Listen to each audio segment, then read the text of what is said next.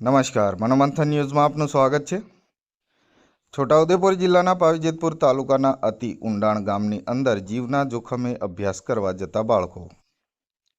છોટાઉદેપુર જિલ્લાના છેવાડાના બોરકંડા ગામે ગુજરાતી માધ્યમની સરકારી શાળા ધોરણ 1 થી 8ની આવેલી છે, જેની બિલકુલ બાજુમાંથી કોતર પસાર થાય છે। આ કોતર દર ચોમાસામાં અવિરત વરસાદ પડે તો ભયંકર કોતરમાં પાણીનું વહેણ જોવા મળતું હોય છે।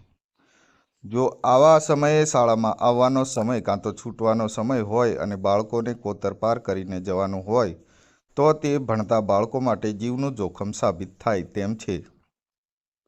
જો સરકાર આમ તો ઘણી બધી સરકારી યોજનાઓ ફાળવે છે, તો પછી આ બાળકોના જીવ સાથે જોખમ કેમ? એવી લોકમુખે ચર્ચાએ જોર પકડ્યું છે।